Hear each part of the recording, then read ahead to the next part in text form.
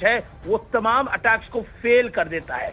और इसके अलावा उसका एक रिएक्शन है। और कल प्रधानमंत्री नरेंद्र मोदी, इसके अलावा रक्षा मंत्री राजनाथ सिंह बैठकों में थे लगातार, एनएसए अजीत डोवल थे, तीनों सेनाओं के चीफ थे, और कल कॉम्बैट यूनिफॉर्म्स में थे हमारे तीनों सेनाओं के चीफ, चाहे वो एयरफोर्स हो, चाहे वो नेवी हो, चाहे वो आर्मी हो, तमाम तीनों चीफ जो थे वो कॉम्बैट यूनिफॉर्म में थे। तो कॉम्बैट यूनिफॉर्म होती है that we are ready for the war, हम एक्शन के लिए रेडी हैं। तो ये एक बड़ा मैसेज था कल भारत की तरफ से कि don't under estimate power of India.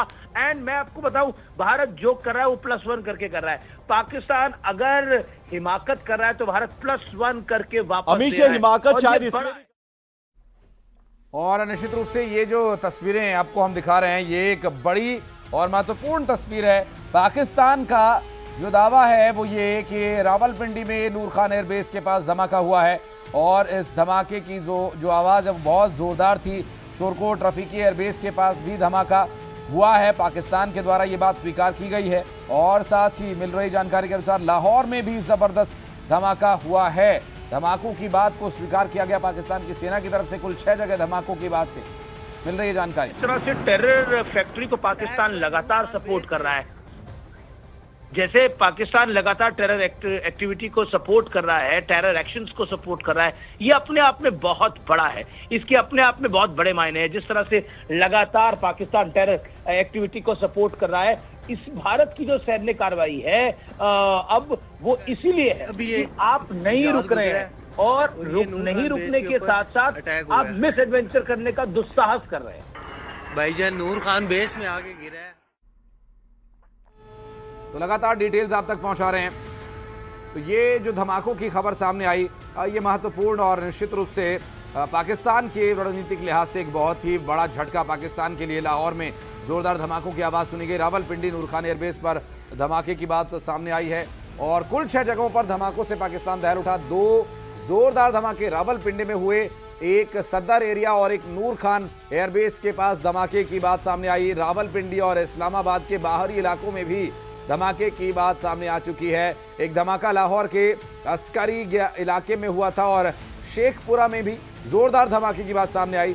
एक धमाका नारोवाल में हुआ, जबकि पाकिस्तान एयरफोर्स की तरफ से बताया गया पाकिस्तान के रफीकी एयरबेस शोरकोट पंजाब में धमाका हुआ। पाकिस्तान एयरफोर्स मुरीद एयरबेस चकवाल पंजाब इलाके में भी धमाके की बात सामने आई है। कुल 6 जगहों पर धमाके हुए हैं। देर रात 6 धमाकों से दहल उठा पाकिस्तान। रावलपिंडी में नूर खान एयरबेस के साथ ही इस्लामाबाद के बाहरी इलाके में धमाका हुआ है। लाहौर के अस्करी इलाके में धमाके की खबर सामने आई।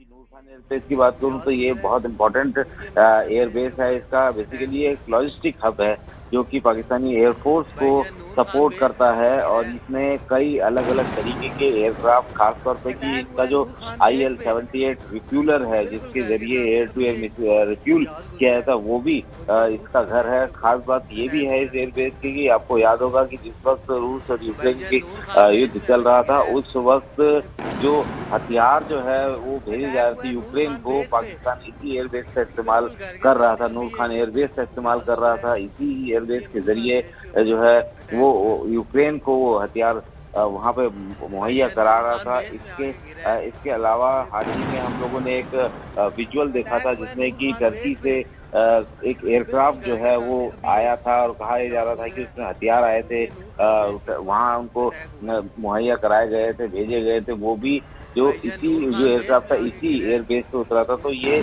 जो पाकिस्तान ये क्लेम कर रहा है कि हमने इस तरीके का स्ट्राइक किया है, उसको फॉइल कर दिया। अब जाहिर सी बात है कि अगर स्ट्राइक किया है तो उसको जो है जमीन पे जो तस्वीरें दिख रही हैं और उनका दावा, वो बिल्कुल ही कह सकते हैं कि एक दूसरे के पूरक नजर आ रहे हैं। बिल्कुल। और अमीश, विदेश मंत्रालय हर रोज हम देख रहे हैं एक प्रेस ब्रीफिंग करता है, आज भी होगी। हालांकि अभी तक भारत की तरफ से ये जो धमाकों की बात है, ये भारत की तरफ से अभी कोई ऑफिशियल स्टेटमेंट इसको लेकर नहीं आया है। जी, ऑफिशियल स्टेटमेंट नहीं आया है, लेकिन